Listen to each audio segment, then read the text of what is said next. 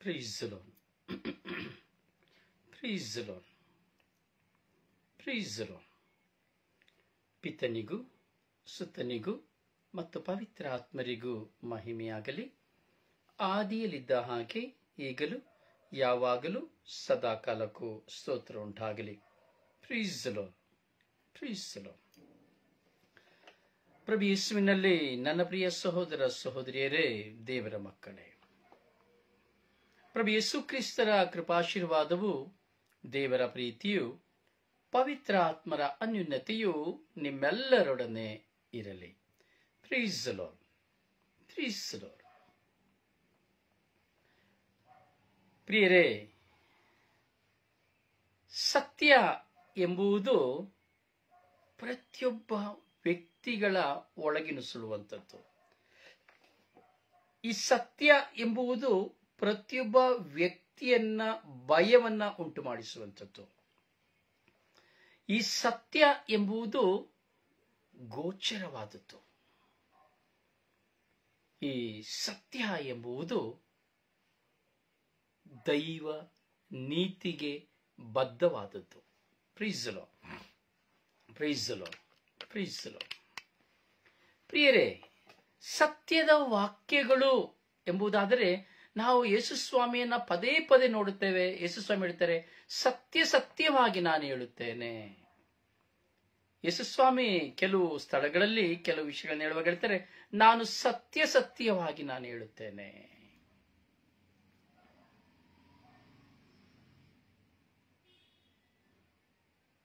ಪ್ರಿಯರೇ, ಈ ಸತ್ಯ ಎಂಬುದು ಸುಡುವಂಥದ್ದು. ನೇರವಾಗಿ ನಮ್ಮ ತಪ್ಪುಗಳನ್ನು ತೋರಿಸುವಾಗ, ನಾವು ಇತರರ ತಪ್ಪುಗಳನ್ನು ತೋರಿಸುವಾಗ ಆ ಸತ್ಯವು ಸುಡುತ್ತದೆ. ಒಬ್ಬನನ್ನು ತಪ್ಪು ಮಾಡಿದವನನ್ನು ನೀನು ತಪ್ಪು ಮಾಡಿದೆ ಎಂದು ಹೇಳಿದರೆ ಅದು ಅವನನ್ನು ಸುಡುತ್ತದೆ. ಕಳ್ಳತನ ಮಾಡಿದವನನ್ನು ನೋಡಿ ನೀನು ಕಳ್ಳತನ ಮಾಡಿದೆ ಎಂದು ಹೇಳಿದರೆ ಅದು ಸುಡುತ್ತದೆ. ಸುಳ್ಳಾಡುವವನು ನೋಡಿ ನೀನು ಸುಳ್ಳಾಡುತ್ತೀಯ ಎಂದರೆ ಸುಡುತ್ತದೆ. ಅಂದರೆ ಯಾವುದೇ ವಿಧವಾದ ಪಾಪ ಮಾಡಿದ್ದರೂ ಈ ಸತ್ಯವನ್ನು ಹೇಳುವಾಗ ಅಲ್ಲಿ ಅವನು, ನೀವು, ನಾನು, ಪ್ರತಿಯೊಬ್ಬರು ಸುಡಲ್ಪಡುತ್ತೇವೆ. Praise the Lord. Praise the Lord. Praise the Lord. ಸತ್ಯ ಎಂಬುದು ಅಗೋಚರವಾಗಿತ್ತು, ಆದರೆ ಇಂದು ಅದು ಗೋಚರವಾಗಿದೆ ಪ್ರಭುವಿನ ವಾಕ್ಯಗಳ ಮೂಲಕವಾಗಿ. ಪ್ರಿಯರೇ, ಪವಿತ್ರಾತ್ಮ ಧ್ಯಾನದ ಭಾಗ 35 ನಾವು ಧ್ಯಾನಿಸ್ತಾ ಇದ್ದೇವೆ. 35ನೆಯ ಧ್ಯಾನವನ್ನ ನಾವು ಚಿಂತಿಸ್ತಾ ಇದ್ದೇವೆ. 35 36 ಕನ್ಫ್ಯೂಸ್ ಆಗ್ತಾ ಇದೆ. ನಾವು ಪವಿತ್ರಾತ್ಮ ಧ್ಯಾನ 35ನೇ ಧ್ಯಾನವನ್ನ ನಾವು ಧ್ಯಾನಿಸ್ತಾ ಇರೋದು ಅಥವಾ 36ನೆಯ ಧ್ಯಾನನ? ಪ್ರಿಯರೇ, ಇಷ್ಟು ಈ ಧ್ಯಾನಗಳನ್ನ ನಾವು ಧ್ಯಾನಿಸ್ತಾ ಇದ್ದೇವೆ. ಖಂಡಿತವಾಗಿಯೂ ಸತ್ಯವಾಗಿ ಹೇಳುತ್ತೇನೆ, ಈ ದಿನದವರೆಗೂ ನೀವು ಕೇಳಿದಂತ 35 ಧ್ಯಾನಗಳನ್ನ ನೀವು ನಿಜವಾಗಿಯೂ ಮನಪೂರ್ವಕವಾಗಿಯೂ ಆಲಿಸಿ, ಅದನ್ನ ನೀವು ಧ್ಯಾನಿಸಿ, ಅದನ್ನ ನೀವು ಅನುಸರಿಸುವುದೇ ಆದರೆ, ಅಥವಾ ನಾನು ಅನುಸರಿಸುವುದೇ ಆದರೆ, ಯಾರೊಬ್ಬರು ಯಾವ ಜಾತಿ ಜನಾಂಗದವರು ಅನುಸರಿಸುವರೇ ಆದರೆ ಪ್ರತಿಯೊಬ್ಬರು ಜೀವೋದ್ಧಾರವನ್ನು ಹೊಂದುವುದರಲ್ಲಿ ಸಂಶಯವಿಲ್ಲ. ಈ ಕಳೆದ 35 ಎಪಿಸೋಡ್ಗಳು, ಧ್ಯಾನಗಳು ಸಹ ಪ್ರತಿಯೊಬ್ಬ ವಿಶ್ವಾಸಿಯ ಬೆನ್ನುಮೂಳೆಯಾಗಿದೆ. ಯೇಸು ಸ್ವಾಮಿ ಹೇಳುತ್ತಾರೆ, ಕಿವಿ ಇರುವವನು ಆಲಿಸಲಿ. ಪದೇ ಪದೇ ಹೇಳುತ್ತಾರೆ ಯೇಸು ಸ್ವಾಮಿ, ಕಿವಿ ಇರುವವನು ಆಲಿಸಲಿ. ದೇವರು ನಿನ್ನ ಕಿವಿಯನ್ನ ತೆರೆಯದ ಹೊರತು ನೀನು ದೈವ ವಾಕ್ಯವನ್ನ ಕೇಳಲು ಸಾಧ್ಯವಿಲ್ಲ. ಸತ್ಯವನ್ನ ಅರಿತುಕೊಳ್ಳಲು ಸಾಧ್ಯವಿಲ್ಲ. ಪ್ರಿಯರೇ, ನಾವು ಪವಿತ್ರಾತ್ಮರನ್ನು ಕುರಿತು ಧ್ಯಾನಿಸುತ್ತಾ ಇದ್ದೇವೆ. ಈ ಪವಿತ್ರ ಆತ್ಮರು ದೇವರ ಆತ್ಮರಾಗಿದ್ದಾರೆ, ದೇವರೊಂದಿಗೆ ವಾಸ ಮಾಡಿದವರಾಗಿದ್ದಾರೆ. ಪ್ರಭು ಯೇಸುವಿನೊಂದಿಗೆ ಜೀವಿಸಿದವರಾಗಿದ್ದಾರೆ. ಪ್ರಭು ಯೇಸುವಿನ ಮೂಲಕವಾಗಿ ಕ್ರಿಯೆಯನ್ನು ಮಾಡಿದವರಾಗಿದ್ದಾರೆ. ಪ್ರಭು ಯೇಸು ಸ್ವಾಮಿ ಮಾಡಿದ ಎಲ್ಲ ಮಹತ್ಕಾರ್ಯಗಳಿಗೆ ಕಾರಣಕರ್ತರು ಪವಿತ್ರ ಆತ್ಮರು, ಅಂದರೆ ದೇವರ ಆತ್ಮರು. ಅದಕ್ಕೆ ಪ್ರಭು ಯೇಸು ಸೆನೆಗೋಗಿನಲ್ಲಿ ಹೋಗಿ ಮೊಟ್ಟ ಮೊದಲಿಗೆ ಶುಭ ಸಂದೇಶ ಯೆಶಾಯನ ಸುರುಳಿಯನ್ನು ಓದುವಾಗ ಹೇಳಿದರು, ದೇವರ ಆತ್ಮವು ನನ್ನ ಮೇಲಿದೆ, ದೇವರ ಆತ್ಮವು ನನ್ನ ಮೇಲಿದೆ. ಆ ಕ್ಷಣ ಪ್ರಭು ಯೇಸು ದೇವರ ಆತ್ಮದಿಂದ ತುಂಬಿ ಪ್ರಬೋಧಿಸಿದರು. ಪ್ರತಿಯೊಬ್ಬರ ಮುಂದೆ ಆಕರ್ಷಿಸಲ್ಪಟ್ಟರು. ಪ್ರಿಯರೇ, ನಾವಿಂದು ಧ್ಯಾನಿಸುತ್ತಾ ಇದ್ದೇವೆ ಈ 35ನೆಯ ಧ್ಯಾನವನ್ನ. ಚಿಂತಿಸಿ ನೋಡಿ. ಗಲಾತ್ಯದವರಿಗೆ ಬರೆದ ಪತ್ರದಲ್ಲಿ 6ನೆಯ ಅಧ್ಯಾಯದಲ್ಲಿ 1ನೆಯ ವಚನ ಏನ್ ಹೇಳುತ್ತದೆ? ಈ ಯಾರೊಬ್ಬ ಪವಿತ್ರಾತ್ಮಭರಿತನಾಗಿರುತ್ತಾನೋ, ಯಾರಲ್ಲಿ ಪವಿತ್ರಾತ್ಮರು ನೆಲೆಗೊಂಡಿರುತ್ತಾನೋ ಅವನಲ್ಲಿ ಬರುವ ಮೊದಲನೆಯ ಮುಖ್ಯವಾದ ಅಂಶವೇನು?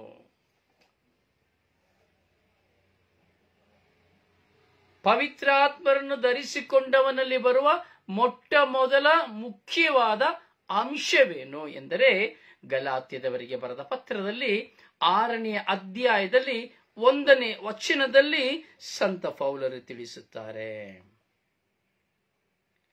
ಏನ್ ಹೇಳ್ತಾರೆ? ನಿಮ್ಮಲ್ಲಿ ಯಾರಾದರೂ ತಪ್ಪು ಮಾಡುವವರಿದ್ದರೆ, ನಿಮ್ಮ ಕಣ್ಣು ಮುಂದೆ ಯಾರಾದರೂ ತಪ್ಪು ಮಾಡಿದರೆ, ಕರೆಕ್ಟಾಗಿ ಕೇಳಬೇಕು, ನಿಮ್ಮ ಕಣ್ಣು ಮುಂದೆ ಯಾರಾದರೂ ತಪ್ಪು ಮಾಡಿದರೆ, ಒಬ್ಬರಲ್ಲ, ಇಬ್ಬರಲ್ಲ, ಗೊತ್ತಿರೋರಲ್ಲ, ಗೊತ್ತಿಲ್ಲದೆ ಇರೋರಲ್ಲ,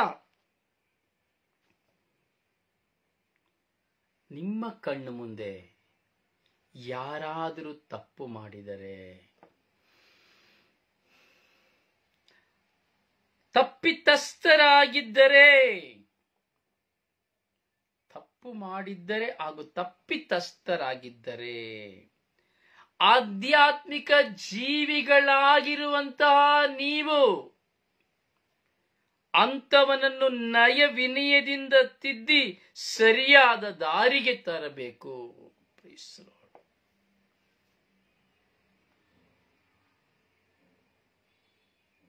ಅಂಥವನನ್ನ ಆಧ್ಯಾತ್ಮಿಕ ಜೀವಿಗಳು, ಪ್ರಾಪಂಚಿಕ ಜೀವಿಗಳು ಬೇರೆ, ಆಧ್ಯಾತ್ಮಿಕ ಜೀವಿಗಳು ಬೇರೆ. ಆಧ್ಯಾತ್ಮಿಕ ಜೀವಿಗಳು ಆಧ್ಯಾತ್ಮಿಕತೆಯಲ್ಲಿ ಮಿಂದು ಹೋಗುತ್ತಾರೆ, ಪ್ರಾಪಂಚಿಕ ಜೀವಿಗಳು ಪ್ರಾಪಂಚಿಕ ಜೀವಿತದಲ್ಲಿ ಮಿಂದು ಹೋಗುತ್ತಾರೆ. ಪ್ರಾಪಂಚಿಕ ಜೀವಿಗಳು ಪ್ರಾಪಂಚಿಕವಾಗಿ ಸಿಗುವ ಸುಖಭೋಗಗಳಲ್ಲಿ ಉಲ್ಲಾಸಿಸುತ್ತಾರೆ, ಆಧ್ಯಾತ್ಮಿಕ ಜೀವಿಗಳು ಆಧ್ಯಾತ್ಮಿಕವಾಗಿ ಸಿಗುವಂತಹ ಔದಾರ್ಯಗಳಲ್ಲಿ ಜೀವಿಸುತ್ತಾರೆ. ಹೀಗೆ ಆಧ್ಯಾತ್ಮಿಕ ಜೀವಿಗಳಾಗಿರುವಂತಹ ನಾನು ಮತ್ತು ನೀವು ಪ್ರತಿಯೊಬ್ಬರು ತಪ್ಪಿತಸ್ಥನಾಗಿರುವವನನ್ನ, ತಪ್ಪು ಮಾಡಿದವನನ್ನ ನಯ ವಿನಯದಿಂದ ತಿದ್ದಿ ಅವನನ್ನ ಸರಿಯಾದ ದಾರಿಗೆ ತರಬೇಕು ಎಂಬುದಾಗಿ ವಾಕ್ಯ ಹೇಳುತ್ತದೆ. ಪ್ರೀಸ್ ದಿ ಲಾರ್ಡ್, ಪ್ರೀಸ್ ದಿ ಲಾರ್ಡ್. ಎಷ್ಟು ಜನ ನಾವು ಮಾಡುವುದೇನು ಹೇಳಿ? ಯಾವ ಅನ್ಯಾಯ ನಡೀತಾ ಇದ್ರು, ಯಾವ ಅಕ್ರಮ ನಡೆದ್ರು, ನಮ್ಮ ಕಣ್ಣು ಮುಂದೆ ಏನು ತಪ್ಪು ನಡೆದ್ರು ಹೇಳ್ತೆ, ನನಗೆ ಯಾಕಬೇಕು, ಅವನು ಹೇಗಾದ್ರೂ ಮಾಡ್ಕೊಂಡು ಸಾಯ್ಲಿ, ನನಗೇನು ಬರಬೇಕಾಗಿದೆ, ಕೆಲಸ ಇಲ್ಲ, ಅವನ ಜೊತೆ ಸೇರ್ಕೊಂಡು ನನ್ನ ಹೆಸರು ಯಾಕೆ ಕೇಳಿಸ್ಕೊಳ್ಬೇಕು. ಉದಾಹರಣೆಯಾಗಿ ಎಲ್ಲ ಒಂದು ನಿಜವಾಗಿ ಒಂದು ಸನ್ನಿವೇಶವನ್ನು ತೆಗೆದುಕೊಳ್ಳುವುದಾದ್ರೆ, ನಿಮ್ಮ ವಿಚಾರಣೆಯನ್ನು ತೆಗೆದುಕೊಳ್ಳಿ. ನೀವು ಕೆಲಸ ಮಾಡುವ ಸ್ಥಳ ಅಥವಾ ನಿಮ್ಮ ವಟಾರ, ನಿಮ್ಮ ವಿಚಾರಣೆಯನ್ನು ತೆಗೆದುಕೊಳ್ಳಿ. ಈ ವಿಚಾರಣೆಯಲ್ಲಿ ಗುರುಗಳಿಗೆ 2 ಪಾರ್ಟಿಗಳಿರ್ತದೆ. ಒಂದು ಗುರುಗಳಿಗೆ ಪರ, ಇನ್ನೊಂದು ಗುರುಗಳಿಗೆ ವಿರುದ್ಧ. ಕೆಲವು ವ್ಯಕ್ತಿಗಳು ನ್ಯಾಯವಾದಿಗಳಾಗಿರುತ್ತಾರೆ, ಕೆಲವು ವ್ಯಕ್ತಿಗಳು ಅನ್ಯಾಯವಾದಿಗಳಾಗಿರುತ್ತಾರೆ. ಕೆಲವು ವ್ಯಕ್ತಿಗಳು ಯಾಜಕರ ಗುರುಗಳ ತಪ್ಪುಗಳೆಲ್ಲವನ್ನ ಮುಚ್ಚಿ ಅವರು ಕೊಡುವುದಕ್ಕಾಗಿ ಅವರಿಂದ ಪಡೆದುಕೊಳ್ಳುವುದರಿಂದ ಅವರು ಮಾಡುವ ತಪ್ಪುಗಳನ್ನ ಯಾವುದನ್ನ ಸಹ ಅಥವಾ ದೇವಾಲಯದಲ್ಲಿ ನಡೆಯುವ ಯಾವ ತಪ್ಪುಗಳನ್ನು ಸಹ, ಅಥವಾ ಯಾವ ಹಿರಿಯ ಸ್ಥಾನದಲ್ಲಿ ಸಿರಿವಂತರಾಗಿರುವವರ ಯಾವುದೇ ತಪ್ಪುಗಳನ್ನು ಸಹ ಅವರು ಬಹಿರಂಗಪಡಿಸುವುದಿಲ್ಲ. ಏಕೆಂದರೆ ಅವರಿಗೆ ಸ್ಥಾನಮಾನಗಳು, ಅಂದರೆ ಪ್ರಾಪಂಚಿಕವಾದ ಸ್ಥಾನಮಾನಗಳು ಅವರು ಅಪೇಕ್ಷೆ ಪಡುತ್ತಾರೆ ಹೊರತು ತಪ್ಪನ್ನು ತೋರಿಸಿ ಕೆಟ್ಟವರಾಗಲು, ಕೆಟ್ಟವನು ಎಂದೆನಿಸಿಕೊಳ್ಳಲು ಸಾಧ್ಯವಾಗುವುದಿಲ್ಲ. ಸರಿಯಾಗಿ ಯೋಚನೆ ಮಾಡಬೇಕು. ಒಂದು ಸಭಾಪಾಲಕ, ಪಾಸ್ಟರ್ ಎಲ್ಲಿ ಒಂದು ಸಭೆಗಳಲ್ಲಿ ಆಗಬಹುದು, ಯೋಚನೆ ಮಾಡಿಯಲ್ಲ ಏನು ಸಂಭವಿಸುತ್ತದೆ.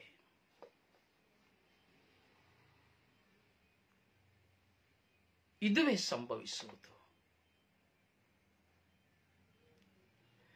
ನ್ಯಾಯವಾದಿಗಳು ಒಂದು ಕಡೆ, ಅನ್ಯಾಯವಾದಿಗಳು ಒಂದು ಕಡೆ. ಅಂದ್ರೆ ತಪ್ಪನ್ನು ಮುಚ್ಚಿ, ಮಾಡಿದ ತಪ್ಪನ್ನೆಲ್ಲ ಮುಚ್ಚಿ, ತಪ್ಪು ತೋರಿಸುವವನ ಬಾಯನ್ನು ಮುಚ್ಚಿಸುವವರು, ತಪ್ಪು ತೋರಿಸುವವನ ಮೇಲೆ ಅಧಿಕಾರ ಚಲಾಯಿಸುವವರು, ತಪ್ಪು ತೋರಿಸುವವನನ್ನು ಬಹಿಷ್ಕರಿಸುವವರು, ತಪ್ಪು ತೋರಿಸುವವನನ್ನ ಕೆಟ್ಟವನು ಎಂದು ಮುದ್ರೆ ಹಾಕುವವರು. ಹೌದಲ್ಲ? ಹೌದು. ಒಟ್ಟಾರದಲ್ಲಿ ತೆಗೆದುಕೊಳ್ಳಿ, ನಮಗೆ ಬೇಕಾದವರು ತುಂಬಾ ಪರಿಚಿತರು ಇರುವಾಗ ಅವರು ಏನು ತಪ್ಪು ಮಾಡಿದರೂ ನಾವು ಅದನ್ನು ಮುಚ್ಚುತ್ತೇವೆ.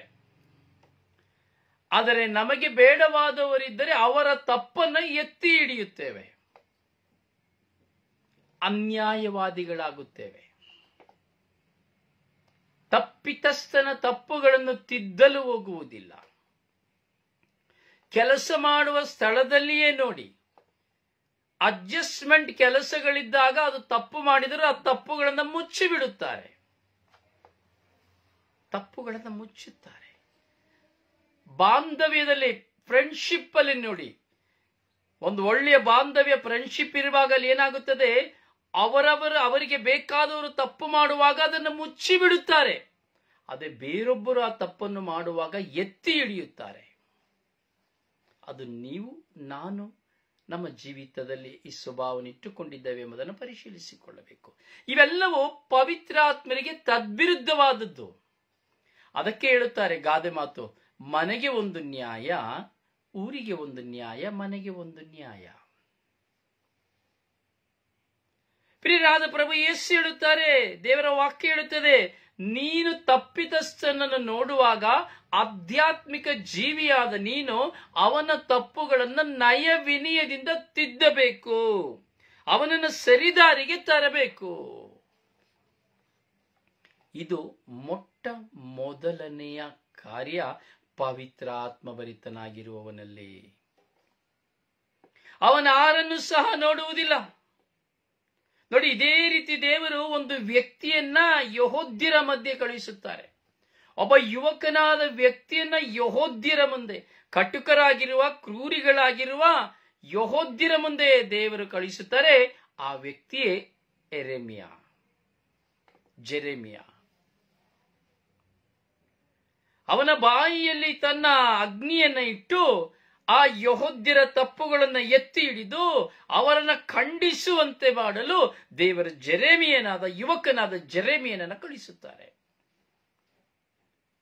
ಜೆರೆಮಿಯ ಆ ಯೆಹೂದ್ಯರನ್ನ ನೋಡಿ ಭಯಭ್ರಾಂತನಾಗಿ ಹೇಳ್ತಾನೆ, ನಾನು ಅವರ ಮುಂದೆ ಹೋಗಿ ಅವರ ತಪ್ಪನ್ನು ಬಹಿರಂಗಪಡಿಸಲು ನನ್ನಿಂದ ಸಾಧ್ಯವಿಲ್ಲ, ಏಕೆಂದರೆ ಅವರು ನನ್ನನ್ನು ಕೊಂದು ಬಿಡುತ್ತಾರೆ, ಅವರು ತುಂಬಾ ಕ್ರೂರಿ ಜನಾಂಗದವರು ಎಂಬುದಾಗಿ. ಯಾಕೆಂದರೆ ನೋಡಿ, ಈ ಯೆಹೂದ್ಯರು ಏನು ಮಾಡ್ತಾರೆ, ದೇವರ ಆಜ್ಞೆಗಳನ್ನ, ದೇವರ 10 ಕಟ್ಟಳೆಗಳನ್ನ 613 ಕಟ್ಟಳೆಗಳನ್ನಾಗಿ ಮಾಡಿಕೊಂಡಿದ್ರು. ತಮಗೆ ಇಷ್ಟ ಬಂದಾಗೆ ಕಟ್ಟಳೆಗಳನ್ನು ಮಾಡಿಕೊಳ್ಳುತ್ತಾ ಇದ್ದರು, ಕಟ್ಟಳೆಗಳನ್ನ ಕೇಳುತ್ತಾ ಇದ್ದರು, ಕಟ್ಟಳೆಗಳನ್ನ ಸಾರುತ್ತಾ ಇದ್ದರು, ಕಟ್ಟಳೆಗಳನ್ನ ಹೇಳುತ್ತಾ ಇದ್ದರು. ಆದರೆ ಕಟ್ಟಳೆಗಳನ್ನ ಅನುಸರಿಸಿ ನಡೆಯುತ್ತಾ ಇರಲಿಲ್ಲ. ಅವರು ಮಾಡುವ ತಪ್ಪುಗಳನ್ನು ಮುಚ್ಚುತ್ತಾ ಇದ್ದರು, ಮತ್ತೊಬ್ಬರು ಮಾಡುವ ತಪ್ಪುಗಳನ್ನು ಎತ್ತಿ ಹಿಡಿದು ಅವರನ್ನ ಈ 613 ಕಟ್ಟಳೆಗನುಸಾರವಾಗಿ ಶಿಕ್ಷಿಸುತ್ತಾ, ಬಹಿಷ್ಕರಿಸುತ್ತಾ, ತಿರಸ್ಕರಿಸುತ್ತಾ ಇದ್ದರು. ಇಂತಹ ಸಂದರ್ಭದಲ್ಲಿ ದೇವರು ಜೆರೆಮಿಯ ಪ್ರವಾದಿಯನ್ನು ಕಳುಹಿಸುತ್ತಾರೆ. ಹೋಗು, ನೀನು ಅವರನ್ನು ಪರಿವರ್ತಿಸು, ನನ್ನ ಮಾತನ್ನು ನಿನ್ನ ಬಾಯಲ್ಲಿ ಇಟ್ಟಿದ್ದೇನೆ ಎಂಬುದಾಗಿ ಹೇಳುತ್ತಾರೆ. ಜೆರೆಮಿಯನು ನಾವೊಲ್ಲೆ, ಅವರು ನನ್ನನ್ನು ಕೊಂದು ಬಿಡುತ್ತಾರೆ ಎಂಬುದಾಗಿ ಹೇಳುತ್ತಾನೆ. ನಾನು ಇನ್ನು ಯೌವನಸ್ಥನು, ಇನ್ನು ನಾನು ಏನನ್ನ ಅರಿಯದವನು, ನನಗೆ ಪ್ರಪಂಚದ ಜ್ಞಾನವಿಲ್ಲ, ನನಗೆ ಮಾತನಾಡುವ ಧೈರ್ಯವಿಲ್ಲ ಎಂಬುದಾಗಿ. ಆದರೆ ದೇವರು ಜೆರೆಮಿಯನನ್ನು ಆರಿಸಿಕೊಂಡಿದ್ದರು.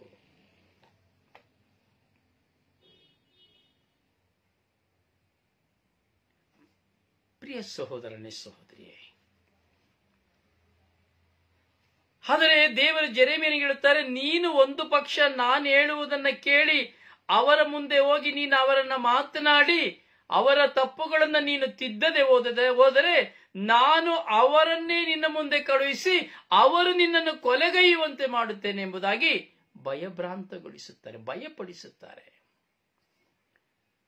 ಈ ಭಯಕ್ಕೋಸ್ಕರವಾಗಿ ಜೆರೆಮಿಯ ಆ ಯೆಹೂದ್ಯರ ಮಧ್ಯದಲ್ಲಿ ಹೋಗುತ್ತಾನೆ. ಹೌದು ಪ್ರಿಯರೇ,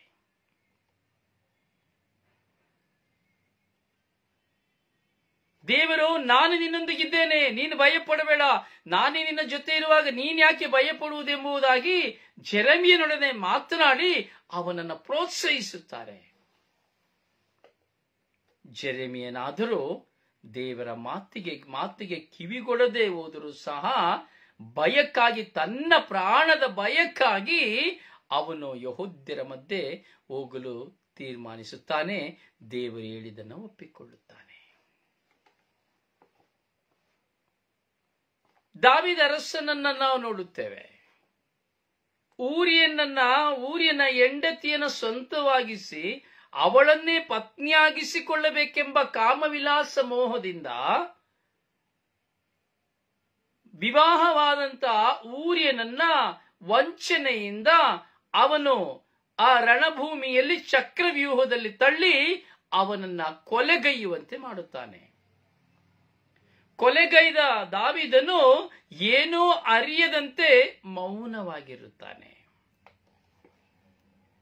ದೇವರು ನಾತಾನ್ ಪ್ರವಾದಿಯನ್ನ ಕಳುಹಿಸುತ್ತಾರೆ. ಏಕೆಂದರೆ ತಪ್ಪು ಮಾಡಿದ ದಾವೀದನು ತನ್ನ ತಪ್ಪನ್ನ ಮರೆತು ತಾನು ತಪ್ಪೇ ಮಾಡಿದವನಂತೆ ಅವನು ದೇವರನ್ನು ಸ್ತುತಿಸುತ್ತಾ, ಆರಾಧಿಸುತ್ತಾ, ಮಹಿಮೆ ಪಡಿಸುತ್ತಾ ಕುಳಿತುಕೊಂಡಿರುತ್ತಾನೆ. ನೋಡಿ, ತಪ್ಪು ಮಾಡಿ ಕೊಲೆ ಮಾಡಿ ದೇವರ 10 ಕಟ್ಟಳೆಗೆ ವಿರುದ್ಧವಾದ ಪಾಪ ಮಾಡಿ ಅಭಿಷಕ್ತನಾದ ದಾವೀದನು ತಪ್ಪು ಮಾಡದವನಂತೆ ನಟಿಸಿ ದೇವರನ್ನು ಆರಾಧಿಸುತ್ತಾ ಇರುತ್ತಾನೆ. ಆದರೆ ದೇವರಿಗೆ ಅವನ ಆರಾಧನೆ ಮೆಚ್ಚುಗೆಯಾಗಲಿಲ್ಲ. ದೇವರು ಅವನನ್ನ ಆಯ್ಕೆ ಮಾಡಿಕೊಂಡ ಕಾರಣ, ಅವನು ಪರಿವರ್ತನೆ ಹೊಂದದ ಕಾರಣ ದೇವರು ನಾತಾನ್ ಪ್ರವಾದಿಯನ್ನ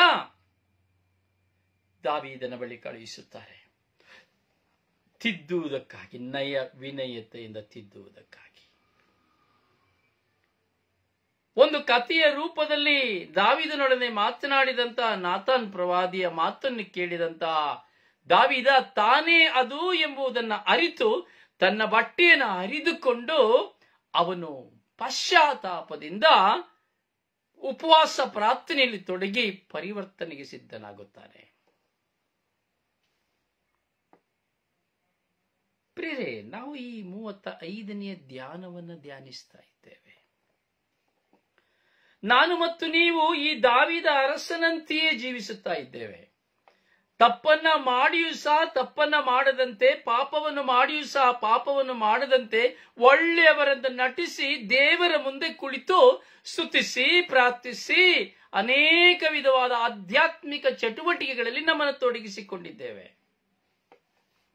ಇದು ದೇವರಿಗೆ ಪ್ರಿಯವಲ್ಲ.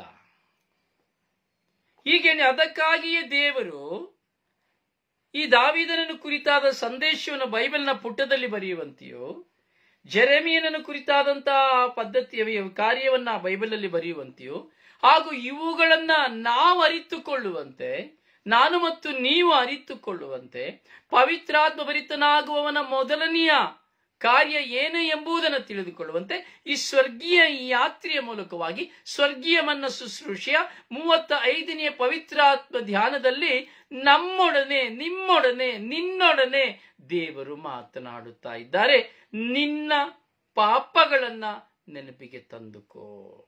ನೀನು ತಪ್ಪಿತಸ್ಥನಾಗಿದ್ದೀಯ, ಆದ್ದರಿಂದ ನೀನು ದಾವೀದನಂತೆ ತಪ್ಪು ಮಾಡಿ ಕುಳಿತುಕೊಳ್ಳಬೇಡ. ನಿನ್ನ ಪಾಪಗಳಿಗೆ ಪಶ್ಚಾತ್ತಾಪ ಪಡು ಎಂಬುದಾಗಿ.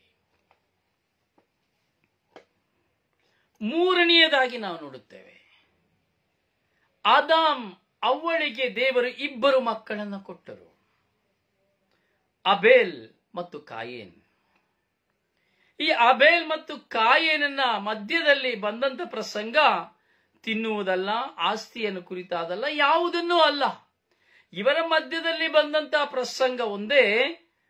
ಅಣ್ಣನಾದ ಕಾಯೇನನು ತನ್ನ ತಮ್ಮನಾದಂತಹ ಬಲಿಯನ್ನ ದೇವರು ಮೆಚ್ಚಿಕೊಂಡರು, ತನ್ನ ಬಲಿಯನ್ನ ದೇವರು ಮೆಚ್ಚಿಕೊಳ್ಳಲಿಲ್ಲ ಎಂಬುವಂತಹ ಒಂದು ಅಸೂಯೆ.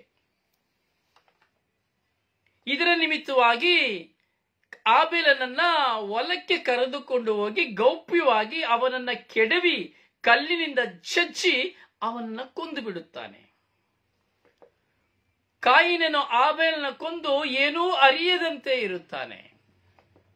ಆದರೆ ಇತ್ತ ಆಬೇಲನ ರಕ್ತವು ದೇವರನ್ನ ಕೂಗುತ್ತದೆ. ಆಬೇಲನ ರಕ್ತವು ದೇವರನ್ನ ಕೂಗುತ್ತದೆ. ಈ ಆಬೇಲನ ರಕ್ತವು ದೇವರನ್ನು ಕೂಗುವಾಗ ದೇವರು ಕಾಯಿನನ್ನು ಸಂಧಿಸುತ್ತಾರೆ. ಕಾಯಿನನ್ನು ಸಂಧಿಸಿ ಹೇಳುತ್ತಾರೆ, ಕಾಯಿನ್ ನಿನ್ನ ಸಹೋದರನಲ್ಲಿ, ನಿನ್ನ ತಮ್ಮನಲ್ಲಿ ಎಂದು ಕೇಳುತ್ತಾರೆ. ಕೇಳುವಾಗ ಕಾಯಿನ್ ಹೇಳುತ್ತಾನೆ, ನಾನೇನು ನನ್ನ ತಮ್ಮನಿಗೆ ಸೇವಕನೋ, ಅವನು ಎಲ್ಲಿ ಹೋಗಿದ್ದಾನೆಂದು ನನಗೆ ಗೊತ್ತು ಎಂಬುದಾಗಿ ಸುಳ್ಳಾಡುತ್ತಾನೆ. ಅವನು ಕೊಲೆ ಮಾಡಿ ಏನೂ ಅರಿಯದಂತೆ ದೇವರ ಮುಂದೆ ನಟಿಸುತ್ತಾನೆ. ದೇವರು ಅವನ ಮೇಲೆ ಒಂದು ಮುದ್ರೆಯನ್ನು ಹಾಕುತ್ತಾರೆ. ಭಯಭ್ರಾಂತನಾಗುತ್ತಾನೆ ಕಾಯಿನನು. ತನ್ನನ್ನು ಕೊಲೆ ಮಾಡಲು ಸಮ್ಮತಿಸಬಾರದು ಎಂಬುದಾಗಿ ಹೇಳುತ್ತಾನೆ. ತನ್ನ ತಪ್ಪಿನ ಅರಿವು ಅವನಿಗಾಗುತ್ತದೆ. ಪ್ರಿಯರೇ, ದೇವರು ಕಾಯಿನನ ತಪ್ಪನ್ನ ತಿಳಿಯಪಡಿಸುತ್ತಾರೆ.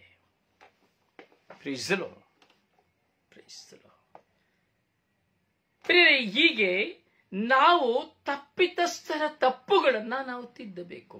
ಕಳೆದ ದಿನಗಳಲ್ಲಿ ನಾವು ನೋಡಿದೆವು, ನಾಬೋತನ ಹೊಲವನ್ನು ನಾವು ನೋಡಿದೆವು. ಏನು ಸಂಭವಿಸಿತು? ಅವನ ಮನೆಯ, ಆ ಪಾಪದವನಾದಂತಹ ಮನೆಯ ಪಕ್ಕದಲ್ಲಿದ್ದಂತಹ ಒಂದು ಚಿಕ್ಕ ತೋಟ ಅರಮನೆಗೆ ಪಕ್ಕದಲ್ಲಿತ್ತು. ಅರಸನು ಅದನ್ನ ತನ್ನ ಸ್ವಂತವಾಗಿಸಿಕೊಳ್ಳುವುದಕ್ಕಾಗಿ ಆ ಬಡವನಲ್ಲಿ ಹೋಗಿ, ನೀನು ಕೇಳಿದಷ್ಟು ಹಣವನ್ನು ನಿನಗೆ ಕೊಡುತ್ತೇನೆ, ಕ್ರಯಕ್ಕೆ ನೀನು ನನಗೆ ಕೊಟ್ಟು ಬಿಡು ಎಂದು ಹೇಳುವಾಗ ಅವನು ಹೇಳುತ್ತಾನೆ, ನನ್ನ ಪೂರ್ವಜರ ಆಸ್ತಿಯನ್ನು ನಾನು ನಿಮಗೆ ಕೊಡುವುದಿಲ್ಲ, ನಾನು ಮಾರಲು ಇಷ್ಟಪಡುವುದಿಲ್ಲ ಎಂಬುದಾಗಿ. ಇದರ ನಿಮಿತ್ತವಾಗಿ ಅವನು ಬಲು ಸಂಕಟದಿಂದ ಹೋಗಿ ತನ್ನ ಮನೆಯಲ್ಲಿ ಹಾಸಿಗೆಯಲ್ಲಿ ಮಲಗುವಾಗ ತನ್ನ ಪತ್ನಿಯು ಆಕೆಯನ್ನು ಬಂದು ಕೇಳುತ್ತಾಳೆ, ಯಾಕೆ ನೀನು ಇಷ್ಟು ಮೌನವಾಗಿ ಬೇಸರವಾಗಿದ್ದೀಯಾ? ಒಂದು ದ್ರಾಕ್ಷರಸವನ್ನು ಕುಡಿಯುತ್ತಿಲ್ಲ, ಯಾವ ಮನೋರಂಜನೆಗಳಲ್ಲಿ ನೀನು ಒಂದಾಗುತ್ತಿಲ್ಲ ಎಂಬುದಾಗಿ. ಆಗ ಅವನು ಈ ನಡೆದಂತ ವಿಷಯವನ್ನು ತಿಳಿಸುತ್ತಾನೆ. ಆಗ ಈ ಹೆಂಡತಿಯಾದವಳು ಅಲ್ಲಿರುವಂತಹ ಸುಳ್ಳುಗಾರರಿಗೆ ಒಂದು ಪತ್ರವನ್ನು ಕಳುಹಿಸಿ ಅವನನ್ನ ಕೊಲ್ಲುವಂತೆ ಮಾಡುತ್ತಾನೆ. ಕೊಂದು ಅವನ ಆಸ್ತಿಯನ್ನ ಈ ಅರಸನಿಗೆ ಕೊಡಿಸುತ್ತಾಳೆ. ಇದನ್ನು ಅರಿತಂತಹ ದೇವರು ಅಲ್ಲಿ ಮಾತನಾಡುತ್ತಾರೆ, ನಿನ್ನ ರಕ್ತವನ್ನ ನಾಯಿಗಳು ನೆಕ್ಕುವು, ನಿನ್ನ ಹೆಂಡತಿಯ ಮಾಂಸವನ್ನ ನಾಯಿಗಳು ತಿನ್ನುವವು. ನೀನು ಇಂಥ ಒಂದು ಘೋರವಾದ ಪಾಪವನ್ನು ಮಾಡಿ ಆಸ್ತಿಗಾಗಿ ಒಬ್ಬನನ್ನು ಕೊಂದ ಕಾರಣ ನೀನು ಈ ಒಂದು ಅಪರಾಧದ ನಿಮಿತ್ತವಾಗಿ ಶಿಕ್ಷೆಯನ್ನು ಅನುಭವಿಸುವೆ ಎಂಬುದಾಗಿ ಇವನು ಅಂಗಲಾಚಿ ದೇವರಲ್ಲಿ ಪ್ರಾರ್ಥಿಸುತ್ತಾನೆ. ಪಶ್ಚಾತ್ತಾಪದಿಂದ ದೇವರ ಮುಂದೆ ಪ್ರಾರ್ಥಿಸುತ್ತಾನೆ. ಪ್ರಿಯ, ತಪ್ಪಿತಸ್ಥನ ತಪ್ಪುಗಳು ತಿದ್ದಲ್ಪಡಬೇಕು. ನಮ್ಮ ಮುಂದೆ ಯಾವ ವ್ಯಕ್ತಿಯಾಗಿರಬಹುದು, ಸಿರಿವಂತನಾಗಿರಬಹುದು, ಬಡವನಾಗಿರಬಹುದು, ಅಧಿಕಾರಿಯಾಗಿರಬಹುದು, ಯಾರೇ ಆಗಿರಬಹುದು, ಯಾಜಕನಾಗಬಹುದು, ಪಾಸ್ಟರ್ ಆಗಬಹುದು, ಶುಭ ಸಂದೇಶ ಸಾರುವವನು, ನಾನು ಪವರ್, ನಾನು ಪವರ್ ಏನೇನೋ ಹೇಳುವವರು, ಡ್ರಾಮಾ ಮಾಡುವವರು ಇರಬಹುದು. ಯಾರು ತಪ್ಪು ಮಾಡಿದರೂ ನೇರವಾಗಿ ನಾವು ಮಾತನಾಡಬೇಕು.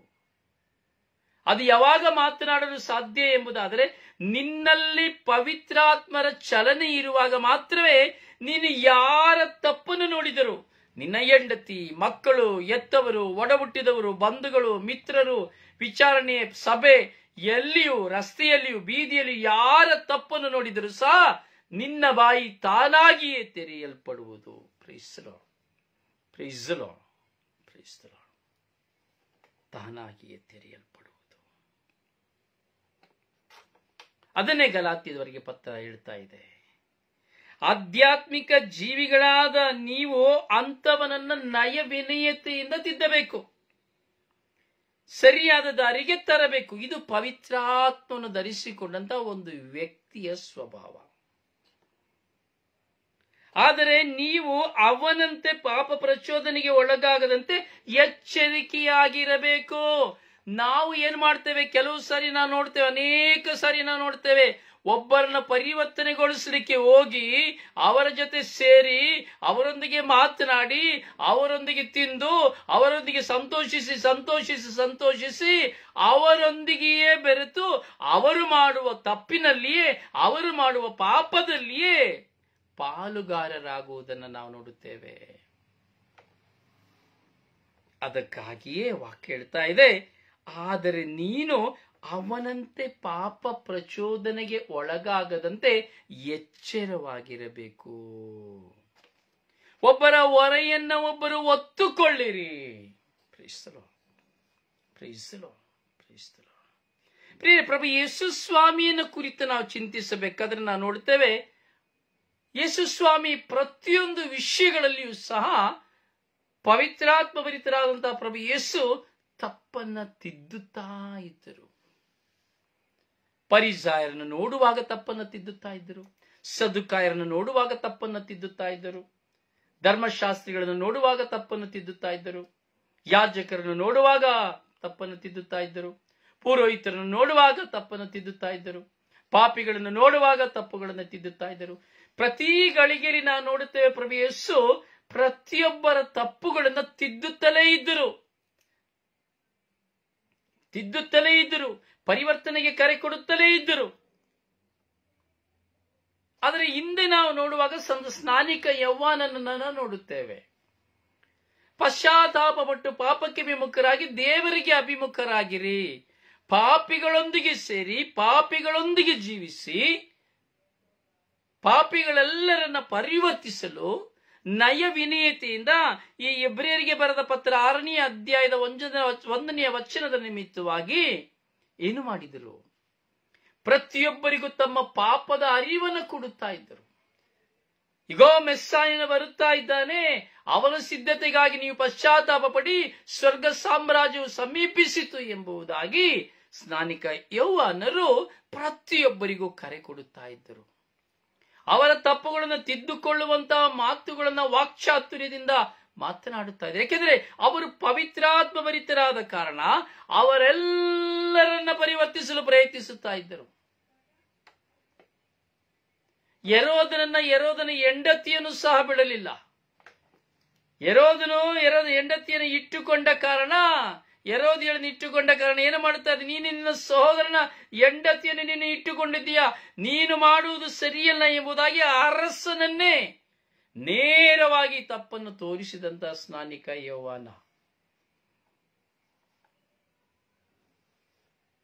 ಭವಿಷ್ಯ ತಪ್ಪನ್ನು ತೋರಿಸುವಾಗ ನಮ್ಮ ಮೇಲೆ ಹೋರಾಟಗಳು ಬರಬಹುದು, ಅಲ್ಲ ಬರ್ತದೆ. ದಬ್ಬಾಳಿಕೆಗಳು ಬರಬಹುದು, ಅಲ್ಲ ಬರ್ತದೆ. ಯುದ್ಧಗಳು ಬರಬಹುದು, ಅಲ್ಲ ಬರ್ತದೆ. ಸ್ನಾನಿಕ ಯೌವನನಂತೆ ನಾವು ಸಹ ಒಂದಲ್ಲ ಒಂದು ವಿಧದಲ್ಲಿ ಶಿಕ್ಷಿಸಲ್ಪಡುತ್ತೇವೆ, ತಿರಸ್ಕರಿಸಲ್ಪಡುತ್ತೇವೆ, ನಿಂದಿಸಲ್ಪಡುತ್ತೇವೆ, ದೂಷಿಸಲ್ಪಡುತ್ತೇವೆ. ಯಾವಾಗ ನಾವು ತಪ್ಪನ್ನು ತೋರಿಸುತ್ತೇವೋ ಆಗ ನಮಗಿಂತ ಅಧಿಕಾರ ಸ್ಥಾನದಲ್ಲಿರುವವರು ಅಥವಾ ತಪ್ಪನ್ನು ತೋರಿಸುವಾಗ ನಮ್ಮ ಮೇಲೆ ಅಧಿಕಾರ ಮಾಡುವರಿರುವಾಗ ಅವರು ನಮ್ಮನ್ನ ನಾಶಪಡಿಸಲು ಪ್ರಯತ್ನಿಸುತ್ತಾರೆ. ಆದರೆ ನೀನು ಪವಿತ್ರಾತ್ಮ ಭರಿತಳು ಆಗಿರುವಾಗ ನೀನು ಯಾವುದಕ್ಕೂ ಎದೆಗುಂದದೆ ನೀನು ಬಂಡೆಯಂತೆ ಭದ್ರವಾಗಿ ಸುಸ್ಥಿರವಾಗಿ ನಿಲ್ಲಲು ಸಾಧ್ಯ. ಪ್ರೀಸಲು ಯಾಕೆಂದರೆ ಪವಿತ್ರ ಆತ್ಮರು ನಿನ್ನೊಡನಿರುತ್ತಾರೆ. ನೋಡಿ, ಕೆಲವರೆಲ್ಲ ನಾವು ನೋಡುತ್ತೇವೆ, ಪ್ರಾರ್ಥನಾ ಜೀವಿ, ಆಧ್ಯಾತ್ಮಿಕ ಜೀವಿಗಳು ಎಂದುಕೊಂಡು ನಟಿಸುವವರನ್ನ ನಾವು ನೋಡುತ್ತೇವೆ. ದೈವ ಭಯವಿಲ್ಲ, ಕೇವಲ ಯಾವುದೋ ಒಂದು ವರದಾನಗಳು ಎಂದೆಣಿಸಿಕೊಳ್ಳುತ್ತಾ ತಮ್ಮ ಪ್ರಾರ್ಥನೆಯನ್ನು ವಾಡಿಕೆಯಾಗಿಸಿಕೊಳ್ಳುತ್ತಾ ತಮ್ಮ ಜೀವನವನ್ನೇ ಪರಿವರ್ತಿಸಿಕೊಳ್ಳದೆ ನೀತಿಗೆ ವಿರುದ್ಧವಾಗಿ ಜೀವಿಸುತ್ತಾ ಅನ್ಯಾಯದ ವಿಧಿಯನ್ನು ವಿಧಿಸುತ್ತಾ ತೀರ್ಪನ್ನು ವಿಧಿಸುತ್ತಾ ತನಗೆ ಬೇಕಾದವರನ್ನು ಒಮ್ಮೆ ಒಂದು ರೀತಿ, ತನಗೆ ಬೇಡವಾದವರನ್ನು ಇನ್ನೊಂದು ರೀತಿ ನೋಡುವುದನ್ನು ನಾವು ನೋಡುತ್ತೇವೆ. ಇವತ್ತು ನಾನು ದೈವ ಸೇವಕನು, ಅಭಿಷೇಕಿಸಲ್ಪಟ್ಟವನೆಂದು ಹೇಳಿಕೊಳ್ಳುವ ಶುಭ ಸಂದೇಶಕಾರನಾಗಬಹುದು, ಸಭಾಪಾಲಕ ಪಾಸ್ಟರ್ ಆಗಬಹುದು, ಯಾಜಕ ಆಗಬಹುದು, ಧರ್ಮಾಧ್ಯಕ್ಷನಾಗಬಹುದು, ಯಾವ ವ್ಯಕ್ತಿ ಆಗಬಹುದು, ಎಂದು ನಾವು ನೋಡುತ್ತೇವೆ. ಅವರು ಮಾಡುವ ತಪ್ಪುಗಳ ಅರಿವು ಅವರಿಗೆ ಇರುವುದೇ ಇಲ್ಲ. ಆದರೆ ಮತ್ತೊಬ್ಬರ ತಪ್ಪುಗಳನ್ನು ಮಾತ್ರ ಎತ್ತಿ ಹಿಡಿಯುವುದನ್ನ, ಬಹಿರಂಗಪಡಿಸುವುದನ್ನ ನಾವು ನೋಡುತ್ತೇವೆ. ಏನು ಕಾರಣ? ಪವಿತ್ರಾತ್ಮ ಭರಿತರಾಗಿ ಜೀವಿಸದ ಕಾರಣ, ಅವರಲ್ಲಿ ಪವಿತ್ರಾತ್ಮರಿಲ್ಲದ ಕಾರಣ, ಪವಿತ್ರಾತ್ಮರ ಕೃಪೆ ಅವರಿಲ್ಲದ ಕಾರಣ ಅವರು ನೀತಿಯ ನಿಮಿತ್ತವಾಗಿ ಅವರು ಹೋರಾಟವನ್ನು ನಡೆಸುತ್ತಾರೆ. ಅನೀತಿಯ ನಿಮಿತ್ತವಾಗಿ ಅಲ್ಲ, ನೀತಿಯ ನಿಮಿತ್ತವಾಗಿ. ಪ್ರಿಯ ಸಹೋದರನೇ ಸೋದರಿ, 35ನೇ ಪವಿತ್ರಾತ್ಮ ಧ್ಯಾನ ಖಂಡಿತವಾಗಿಯೂ ನಿಮ್ಮ ಜೀವಿತದಲ್ಲಿ ನಿಮ್ಮನ್ನು ಪ್ರಶ್ನಿಸಿಕೊಳ್ಳಲು ಒಂದು ಕಾಲವನ್ನು ಕೊಟ್ಟಿದೆ. ನೀವು ಪವಿತ್ರಾತ್ಮ ಭರಿತ ಜೀವಿತದ ಪವಿತ್ರಾತ್ಮನ ಪಡೆದಂತ ಒಂದು ವ್ಯಕ್ತಿಯ ಮೊದಲನೆಯ ಕಾರ್ಯ ಏನು ಎಂಬುದನ್ನ ನಾವು ಚಿಂತಿಸಲಿಕ್ಕೆ ಪವಿತ್ರಾತ್ಮರು ಸಹಾಯ ಮಾಡಿದರೆ, ಅದರಿಂದ ನೀವು ಚಿಂತಿಸಿ, ನಿಮ್ಮಲ್ಲಿ ಪವಿತ್ರಾತ್ಮರಿದ್ದಾರಾ ಅಥವಾ ನೀವು ನೀತಿಯ ನಿಮಿತ್ತವಾಗಿ ಹೋರಾಟವನ್ನು ಮಾಡುತ್ತಾ ಇದ್ದೀರಾ, ಅನೀತಿಯ ನಿಮಿತ್ತವಾಗಿ ನೀವು ಪ್ರೋತ್ಸಾಹವನ್ನು ಕೊಡುತ್ತಾ ಇದ್ದೀರಾ ಎಂಬುದನ್ನು ಚಿಂತಿಸಿ ಪವಿತ್ರಾತ್ಮನ ನಿಮ್ಮತ್ತ ನೀವು ಪಡೆದುಕೊಳ್ಳಲು ಪ್ರಯತ್ನಿಸಿ ಎಂದು ಪ್ರಾರ್ಥಿಸುತ್ತೇನೆ. ದೇವರು ನಿಮ್ಮನ್ನು ಆಶೀರ್ವದಿಸಲಿ. ನಿಮಗಾಗಿ ಪ್ರಾರ್ಥಿಸುವ ನಿಮ್ಮ ಸೇವಕ ಬ್ರದರ್ ರೊಜಾರಿಯೋ ಪಾಡೋಪುರ. ಪ್ರಿಯರೇ, ಪ್ರತಿದಿನ 3 ಗಂಟೆಗೆ ಸ್ವರ್ಗೀಯ ಮನ್ನಾ ಈ ಶುಶ್ರೂಷೆ ಇರುತ್ತದೆ. ಇನ್ನು ಸಾಕಷ್ಟು ಪವಿತ್ರಾತ್ಮ ಧ್ಯಾನಗಳು ನಿಮ್ಮ ಮುಂದೆ ಇರುತ್ತದೆ. ಈ ಧ್ಯಾನಗಳನ್ನು ಧ್ಯಾನಿಸುವ ಯಾರೊಬ್ಬನು ಸಹ ಖಂಡಿತವಾಗಿಯೂ ಪವಿತ್ರಾತ್ಮನ ಪಡೆದುಕೊಳ್ಳುತ್ತಾನೆ. ಖಂಡಿತವಾಗಿ ಅವನ ಜೀವನ ಬದಲಾವಣೆ ಆಗುವುದರಲ್ಲಿ ಸಂಶಯವೇ ಇಲ್ಲ. ನಿಮ್ಮ ಎಲ್ಲ ಪ್ರಶ್ನೆಗಳಿಗೆ, ನಿಮ್ಮ ಪ್ರಾರ್ಥನಾ ಸಹಾಯಕ್ಕೆ 9902423181. May God bless you. ದೇವರು ನಿಮ್ಮನ್ನು ಆಶೀರ್ವದಿಸಲಿ.